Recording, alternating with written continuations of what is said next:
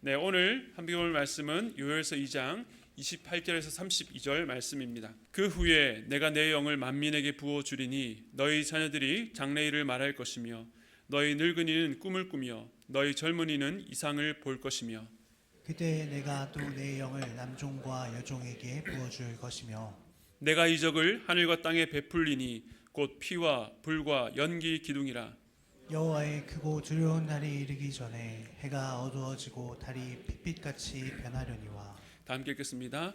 누구든지 여호와의 이름을 부르는 자는 구원을 얻으리니 이는 나 여호와의 말대로 시온산과 예루살렘에 피할 자가 있을 것이며 남은 자 중에 나 여호와의 부름을 받을 자가 있을 것임이니라. 아멘. 아멘.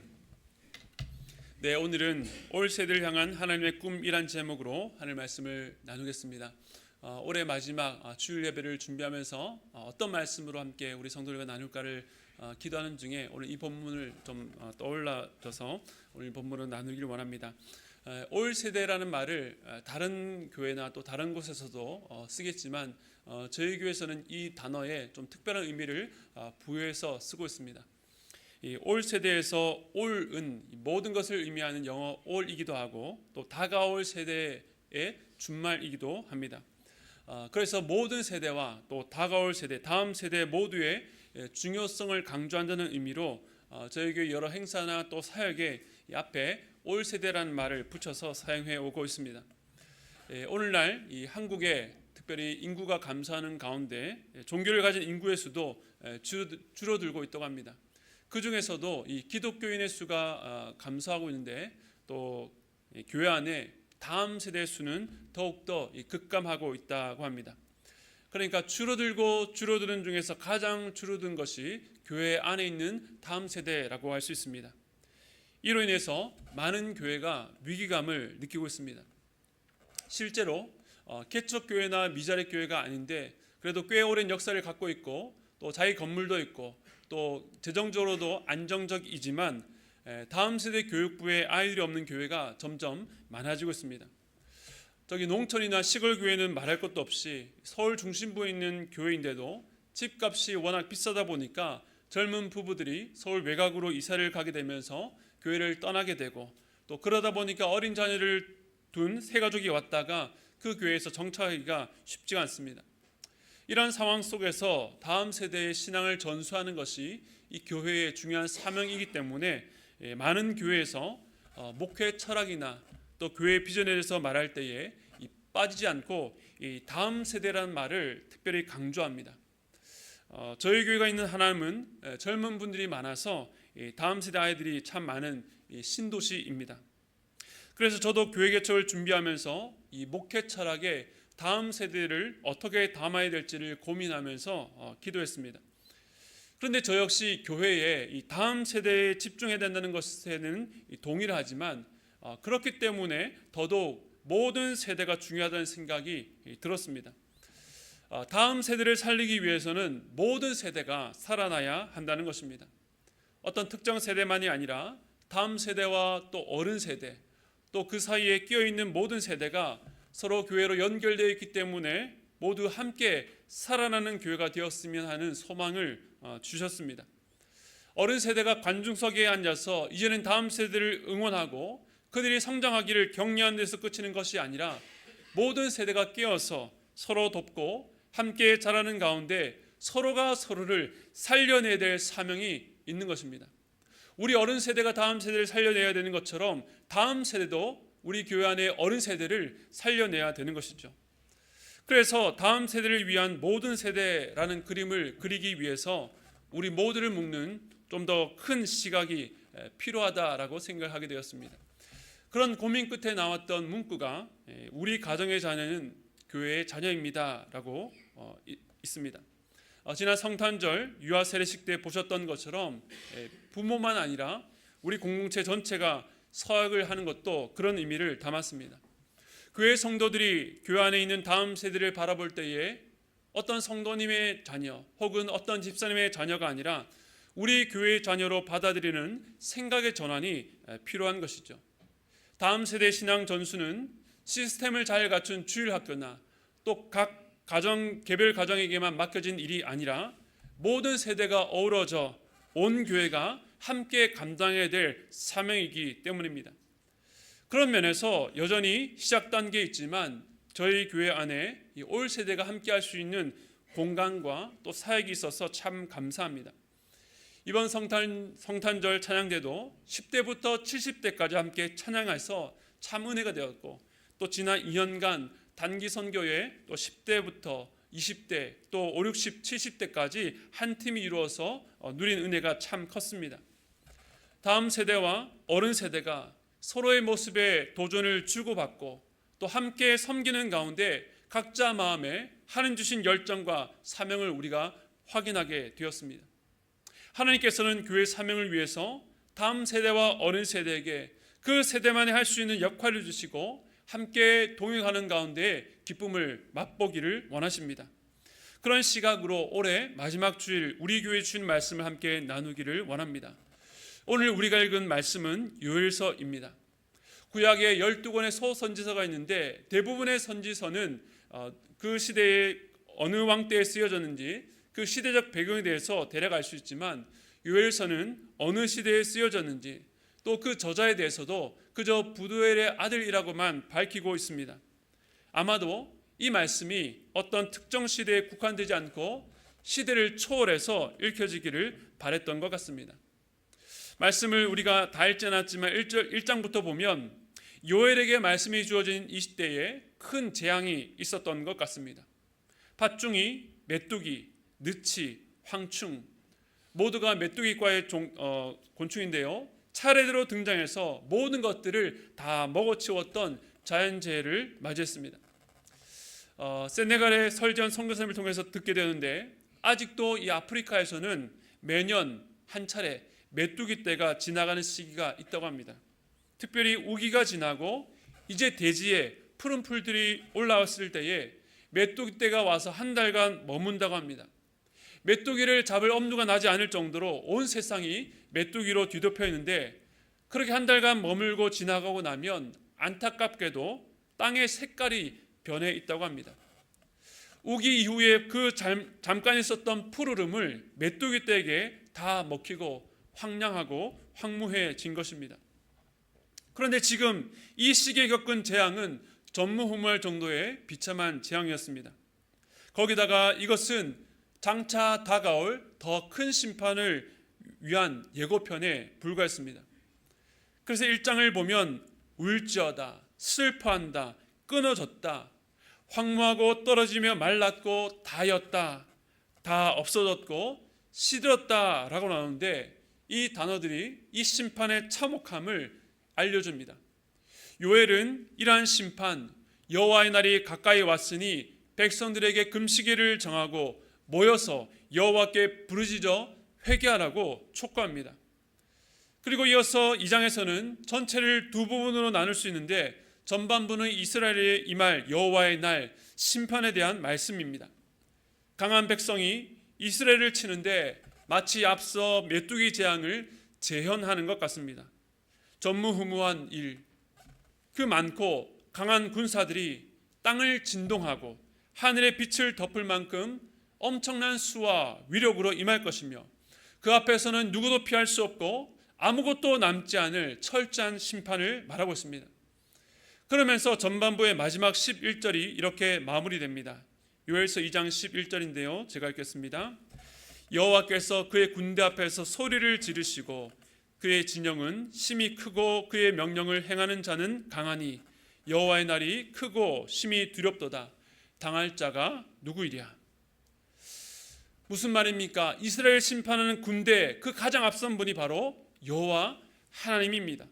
그가 친히 군대를 지휘하며 철저하게 심판하시니 그 앞에서 두렵고 당할 자가 없다는 것입니다. 자기 백성의 죄악으로 말미암아 그 백성과 다투시고 싸우시는 하나님입니다. 그런데 12절부터 분위기가 바뀌면서 회복에 대한 말씀이 나오는데, 그 전환점이 요엘서 2장 12절과 13절입니다. 우리 함께 읽겠습니다. 시작. 여호와의 말씀에 너희는 이제라도 금식하고 울며 애통하고 마음을 다하여 내게로 돌아오라 하셨나니 너희는 옷을 찢지 말고 마음을 찢고 너희 하나님 여호와께로 돌아올지어다.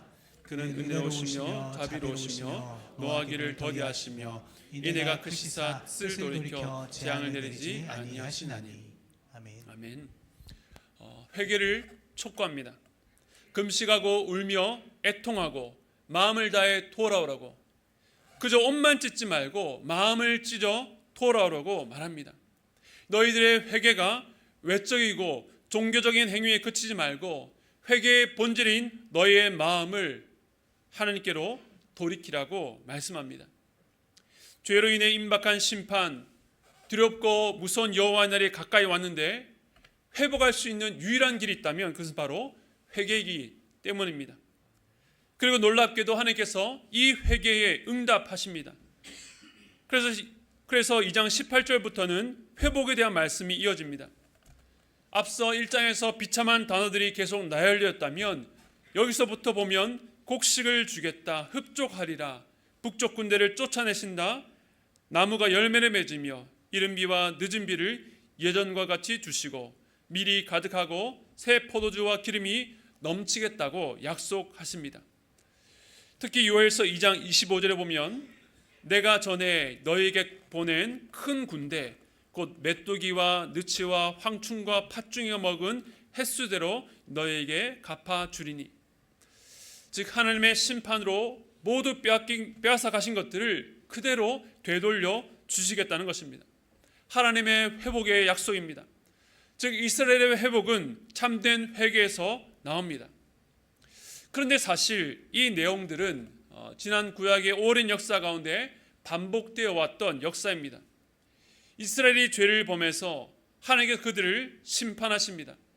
그들의 모든 소유를 뺏으시고 가뭄을 주시고 주변 나라를 세우셔서 그들을 괴롭게 하셨습니다. 백성들이 자신의 비참한 처지를 보고 그 비참한 현실 가운데 주저앉았을 때에 하나님의 선지자가 나타나서 하나님의 말씀을 선포하고 백성들은 그 말씀 앞에서 마음을 찢어서 회개합니다.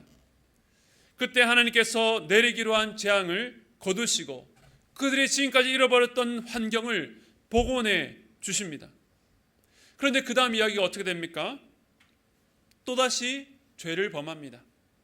이러한 내용들이 특별히 사사기에 많이 등장하는데 그 안에 보면 이 사이클이 반복되는데 같은 자리를 맴도는 것이 아니라 계속 아래로 그 백성들의 영적 수준이 하향되고 그들의 회개의 수준도 내려가는 것을 보게 됩니다. 그리고 마침내 이스라엘이 차례대로 멸망하여 역사 속에 사라집니다.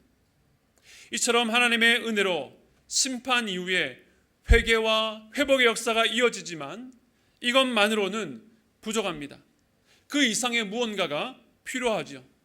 그 이상의 회복을 위해서 하나님께서 오늘 본문에 이렇게 약속하십니다.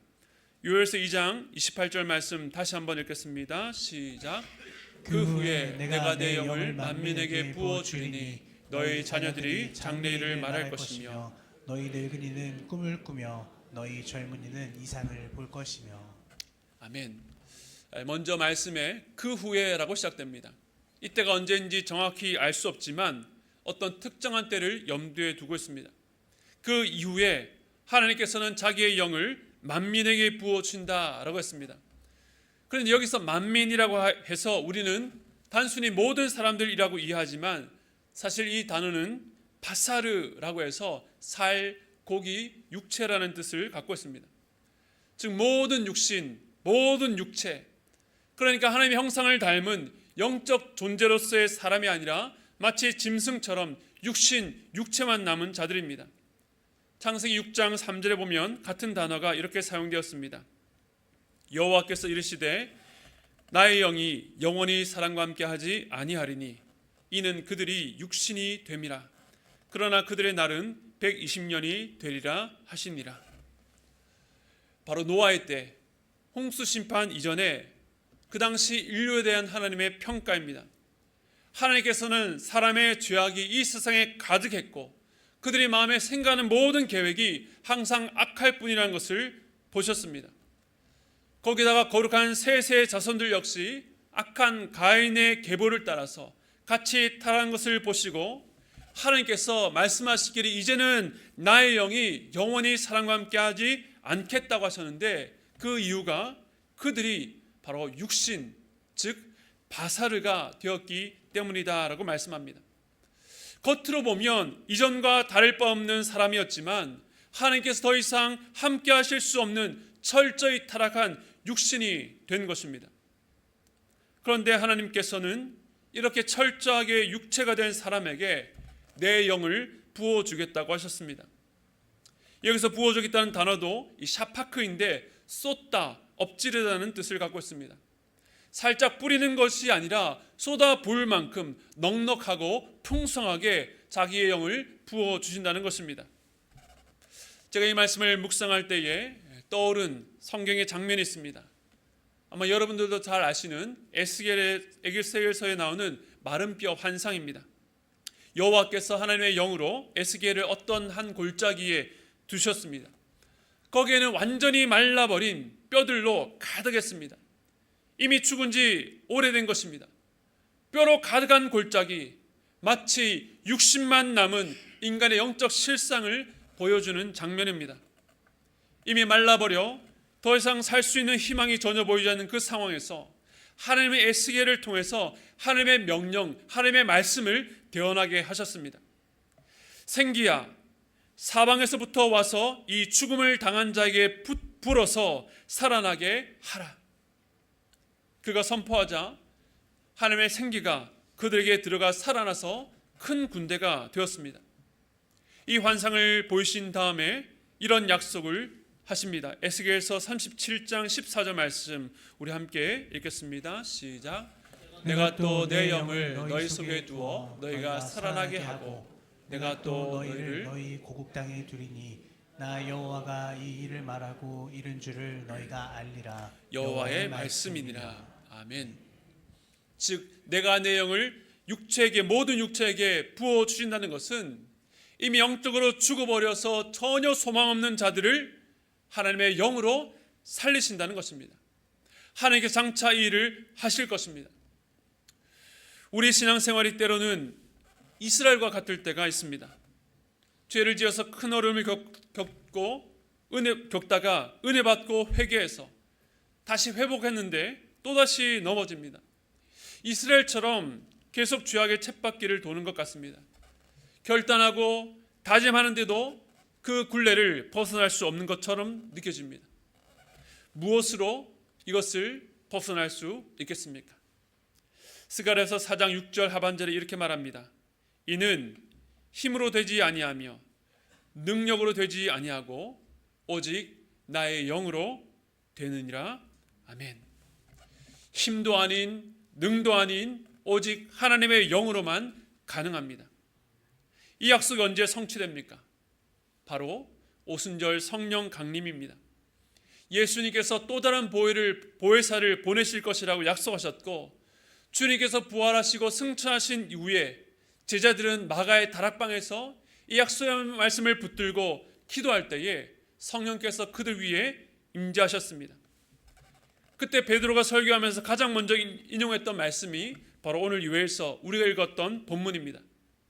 죄를 짓고 회개하고 다시 회복했던 그 구약 백성들이 누렸던 은혜를 넘어서는 능력이 필요한데 사도행전 2장에 오순절 성령 강림으로 그것이 성취되었습니다. 우리 이제 이 말씀이 약속인 시대가 아니라 이미 성취된 시대를 살아가고 있습니다.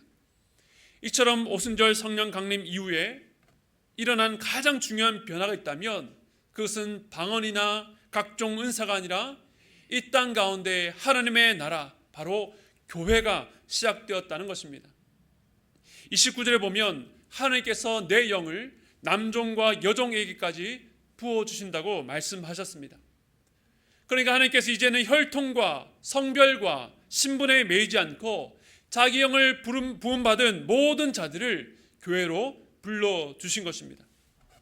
그렇다면 하나님의 영이 부어진 교회를 통해서 무슨 일이 일어납니까?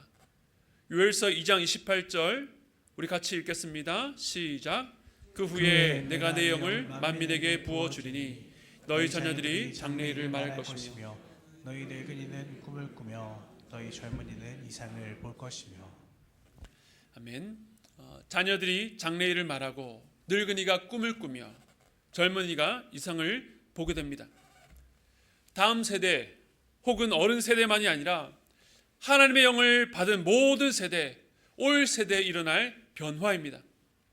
여기서 장래일을 말하고 꿈을 꾸며 이상을 본다는 것이 무엇을 의미합니까? 환상과 예언과 꿈 모두가 하나님의 계시와 관련되어 있습니다. 과거 구약 시대에는 예언하고 꿈을 꾸고 환상을 보는 것은 오직 소수의 선택된 선지자나 어떤 인물에게만 한정된 일이었습니다. 우리가 잘 아는 아브라함, 야곱, 요셉, 이사야, 에스겔과 다니엘도 꿈과 환상을 보았습니다. 그들은 장차 이 백성에게 일어날 일, 또 앞으로 세상에 되어질 일을 내다보고 사람들에게 말씀을 전하고 자기 민족을 살릴 뿐만 아니라 요셉의 경우는 그 7년의 기근 가운데 애굽 주변 나라의 많은 사람들을 살렸습니다. 그렇다면 오늘날 우리도 이 말씀처럼 하나님의 영이 임했으니 앞으로 일어날 일을 앞서 보고 예언할 수 있다는 말일까요? 이 말씀을 오해해서 미래에 대해서 자신이 무언가를 보았다고 무분별한 예언으로 사람들을 혼란에 빠뜨리는 자들이 있습니다.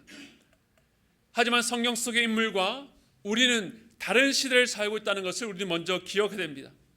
그러므로 그들과 똑같이 꿈과 환상을 통해서 장차 일어날 일을 하나님의 계시를 바랄 수는 없습니다.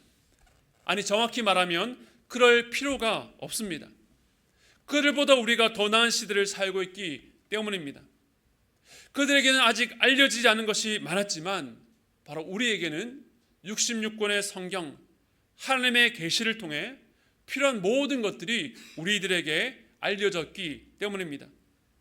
무엇보다 하나님의 구원 역사가 예수 그리스도의 오심과 떠나심으로 성취된 시대를 우리는 살아가고 있습니다.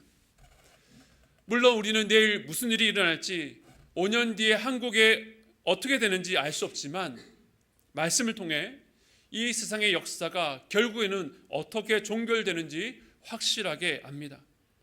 변할 수 없는 확정적 사실, 모든 인류가 완전한 구원과 완전한 심판 앞에 서게 된다는 것입니다.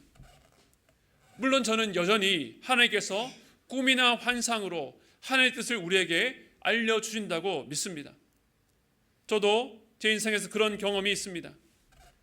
그러나 그것이 하나님의 말씀을 통해 얻는 깨달음보다 높은 차원의 것인가 하면 그렇지 않습니다. 오히려 낮은 수준이라고 할 수 있습니다. 여러분들, 아이들의 책에 그림이 많습니까? 어른들의 책에 그림이 많습니까? 당연히 아이들의 책이죠. 아직 문해력이 부족하고 읽는 것이 서툰 아이들이기 때문에 글자보다는 그림으로 직관적으로 보여줘서 의미를 전달합니다. 마찬가지입니다. 우리가 하나님의 말씀을 통해서 깨닫지 못하고 믿지 못할 때에 하나님께서는 꿈을 통해서라도 우리를 가르치는 것입니다. 그러나 그것이 주된 방식이 아니라 또한 우리가 추구해야 될 방향도 아닙니다. 그러므로 우리는 그런 경험을 했다고 교만해서도 안 되고, 어떤 경험이라 할지라도 말씀의 빛 아래에서 그것을 점검해야 되는 것입니다. 그렇다면 자녀와 늙은이와 젊은이가 예언하고 꿈과 환상을 본다는 것을 어떻게 이해해야 할까요? 앞서 언급했던 이 아브라함부터 다니엘까지 많은 하나님의 사람들은 하나님의 영이 그들에게 임할 때에 꿈과 환상을 통해서 장차 성경에 기록될 일을 보았다면 우리는 이미 성경에 기록된 말씀을 통해서 우리의 앞날과 세상을 볼 수 있는 것입니다. 여기서 주목해야 될 것은 계시의 방식이 아니라 무엇을 보았는가이며, 하나님께서 보여주신 것을 통해서 그 이후에 그들이 어떻게 살았는가입니다.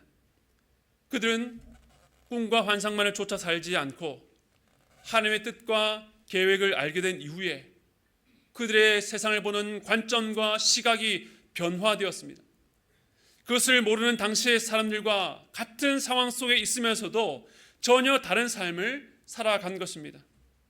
죄악이 만연해서 모든 것이 괜찮다는 시대 속에서 자신의 죄인됨을 철저히 고백하며 회개했습니다. 세상의 부귀가 아니라 스스로 고난받는 자리로 나아갔습니다. 불편과 박해를 감수합니다. 이방 땅에 살면서도 하나님의 백성이라는 정체성을 잃지 않고 살아갔습니다.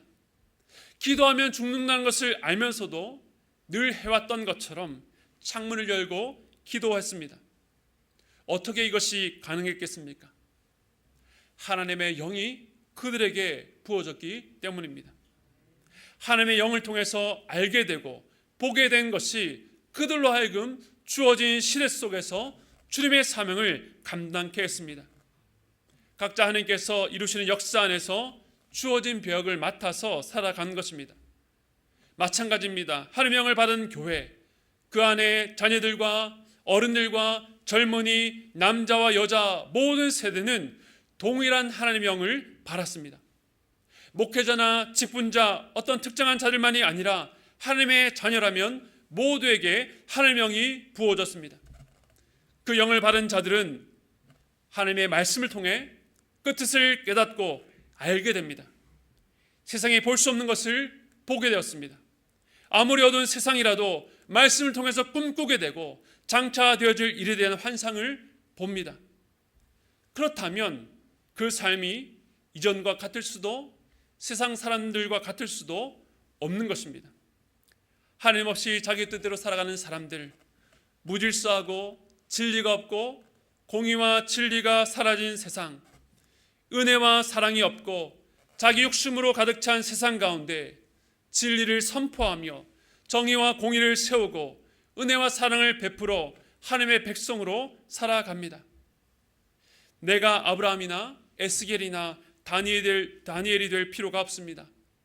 동일한 영을 받았기 때문에 더 탁월하고 더 특별한 자리도 크거나 작은 자리도 없습니다. 그저 주님 부르신 자리에서 그 말씀에 순종하며 말씀으로 꿈꾸며 살아가는 것입니다. 이처럼 하나님의 영을 받은 교회의 모든 세대는 하나님의 부르심 앞에 있습니다.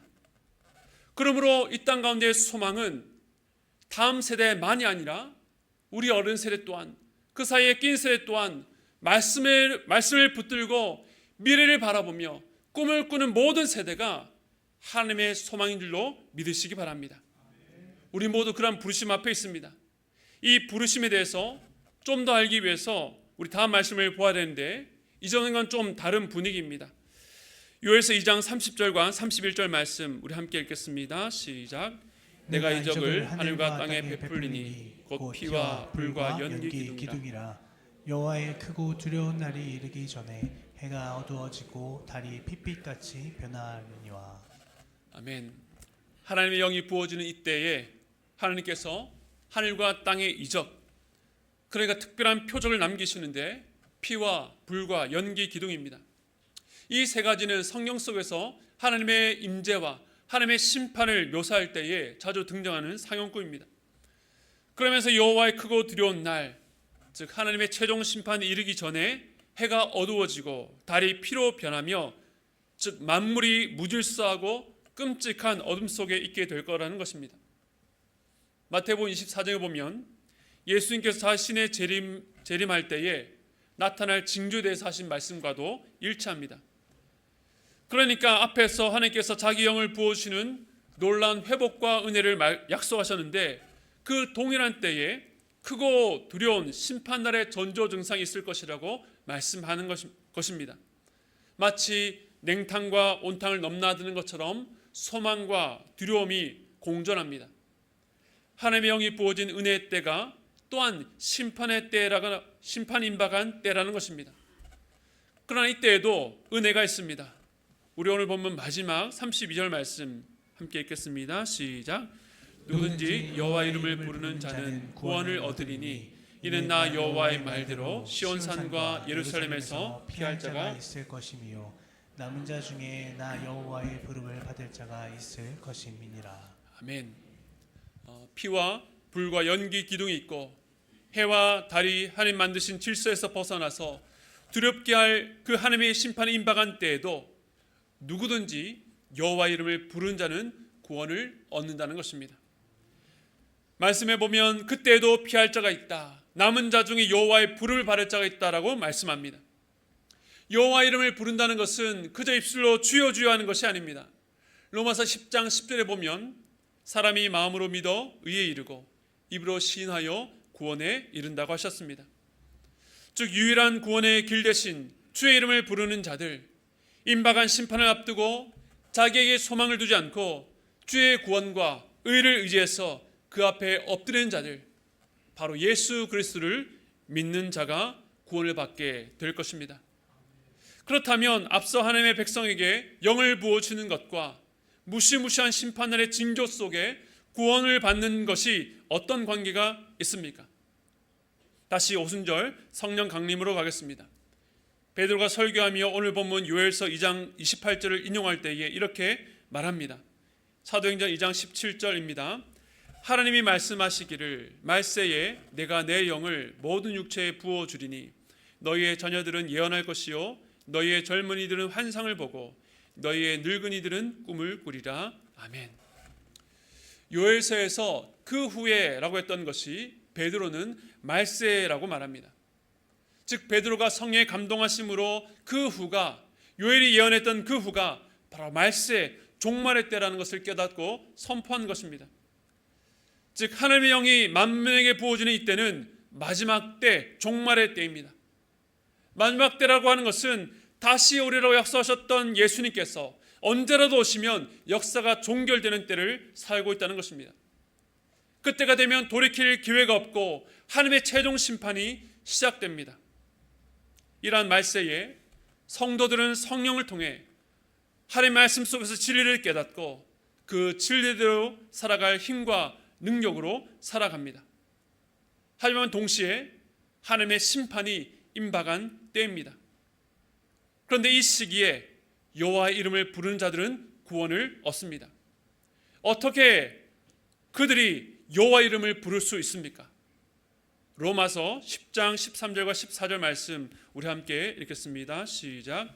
누구든지 주의 이름을 부르는 자는 구원을 받으리요. 그런즉 그들이 믿지 아니하는 이를 어찌 부르리요 듣지도 못한 이를 어찌 믿으리요 전파하는 자가 없이 어찌 들으리요. 아멘. 하나님의 영을 받은 교회가 이 세상을 향해서 그들이 부를 이름 예수 그리스도를 선포하며 전했기 때문입니다. 하나님이 없어서 무질서하고 무정하고 불경간한 세상을 향해서 복음을 선포할 때에 듣는 자들이 그 마음에 믿어져서 주의 이름을 부를 수 있는 것은 말씀을 들을 때에 그들에게도 동일한 영이 부어졌기 때문입니다. 이것이 우리 모두의 사명이자 교회의 사명입니다. 이 사명에 예외가 되는 세대는 없습니다. 올 세대를 향한 하나님의 꿈이기 때문입니다. 어두운 시대 속에서도 주의 이름을 부르는 자들을 건져주실 하나님의 꿈은 이 땅 위에 있는 교회를 통해서 계속될 것입니다. 이를 위해 올 세대는 하나님의 영을 받았고 하나님의 영을 받은 교회는 눈에 보이는 현상 세계를 넘어서 말씀을 통해 보여주시는 영적 실제를 보는 자들입니다. 아무리 어둡고 어려운 때라도 말씀으로 꿈을 꾸고 하나님이 우리 안에 우리를 통해 사실 일을 기대하는 자들입니다. 이러한 기대와 꿈은 바로 하나님의 말씀 속에서 발견할 수 있습니다. 지금 우리는 갈수록 어둡고 소망이 보이지 않는 시대를 살아가고 있습니다. 그렇기 때문에 우리는 더더욱 성령을 의지하며 말씀 속의 소망을 발견하고 그 말씀을 붙들고 살아가야 합니다. 사랑하는 성도 여러분, 하나님의 말씀 앞에 서기를 힘쓰시기 바랍니다. 하나님의 영이 여러분 가운데 부어졌다면 말씀 앞에 서야 됩니다. 오늘 교회 외부 벽면에 올해를 정의하는 각자의 키워드와 이유를 써서 붙였는데 나중에 꼭 한번 읽어보시기 바랍니다. 우리 모두에게 어렵고 힘든 한 해였지만 하나님의 말씀을 통해서 꿈꾸는 성도들의 고백이 그 안에 담겨 있습니다. 교회의 모든 세대가 이 사명에 끼어 함께 기도하는 가운데 성령이 충만해져서 말씀으로 꿈꿀 수 있기를 바랍니다. 그 일을 위해서 여러분이 있는 그 자리에서 말씀의 삶으로 세워지고 그 능력과 그 힘으로 곁에 있는 다른 세대들과 함께 세워나가는 저와 여러분의 삶이 되시기를 주님의 이름으로 축원드립니다. 오늘 말씀을 기억하시면서 우리 함께 주 말씀 향하여 이 찬양 함께 올려드리도록 하겠습니다.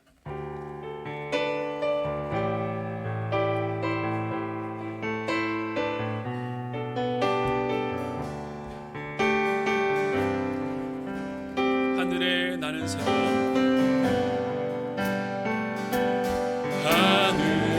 하늘에 나는 새도 주 손길 돌보시네 온 땅에 충만한 주 사랑으로 내 마음을 덮으소서 주 나를 부르셨네 주 나를 부르셨네 주의 영광 위에 모든 사랑 이끄소서 주의 영광으로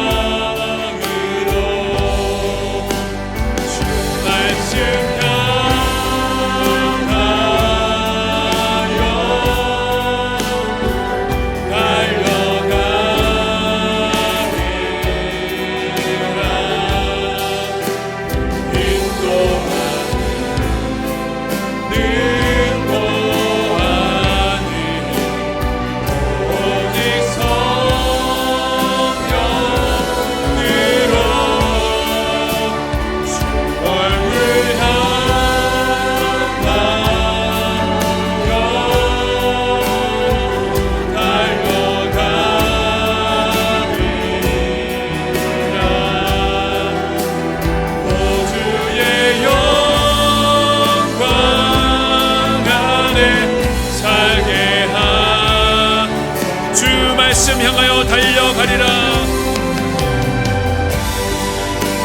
주 말씀 향하여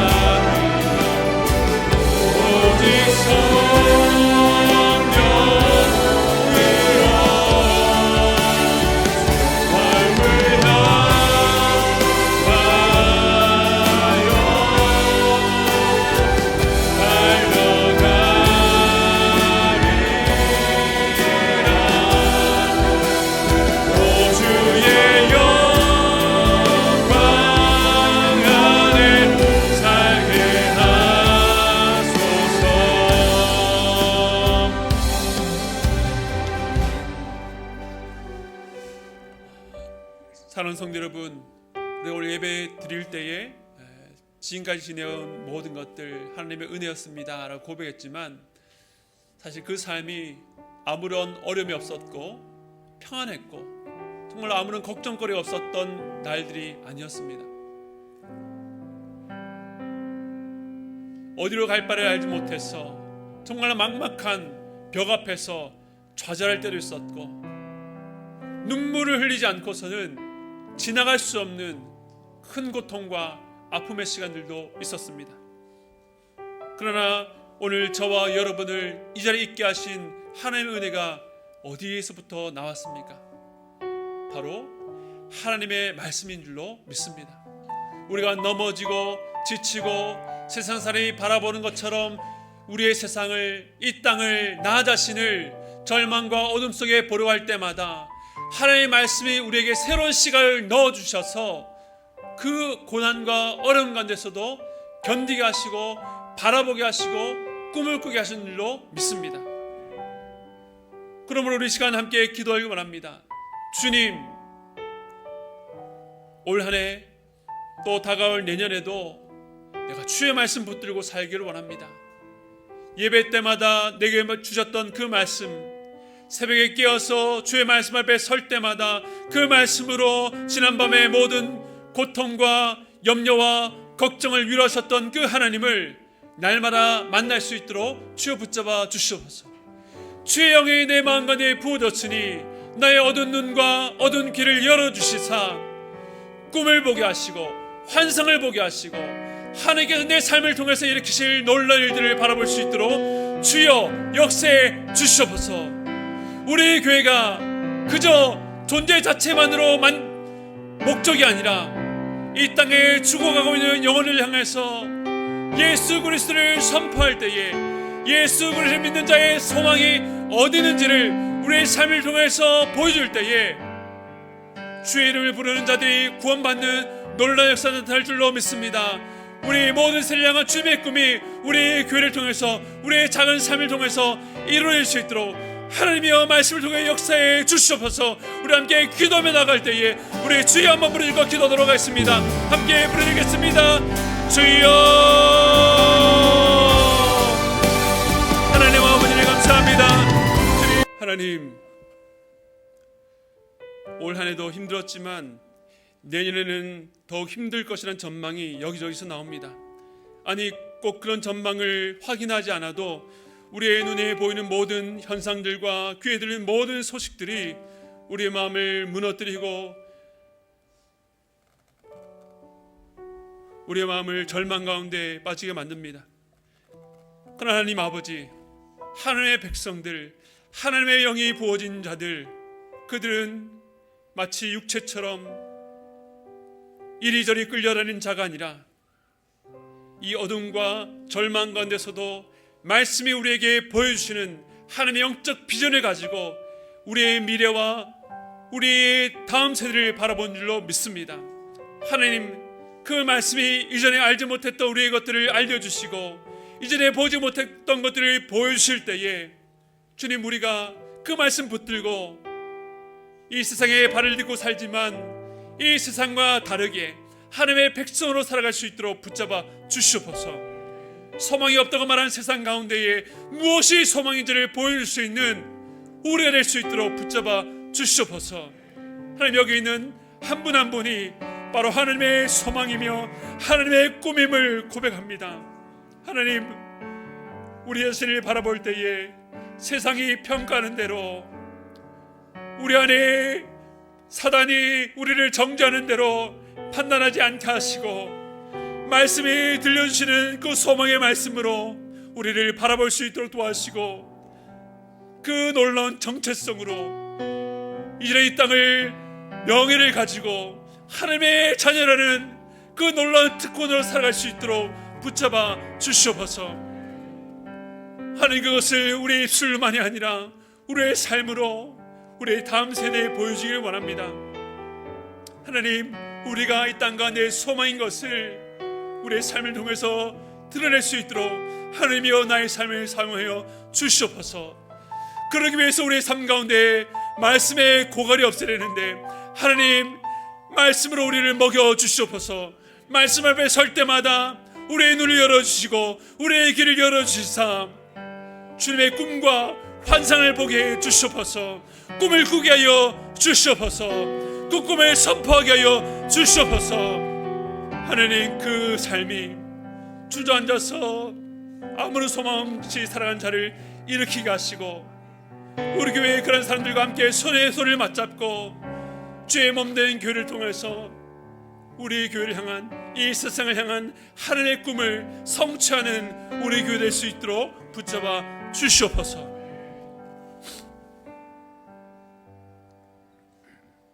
지금은 우리 주 예수 그리스도의 한량없는 은혜와 하나님 아버지의 무한하신 사랑하심과 성령님의 감동, 감화, 교통하심의 역사가 어둡고 절망의 전망으로 가득한 세상 가운데에 하나님의 꿈이 되겠다고, 하나님의 소망이 되겠다고 간절한 열망으로 나가는 모든 성도들의 머리 위에 지금부터 영원토록 함께 있기를 축원드리옵나이다.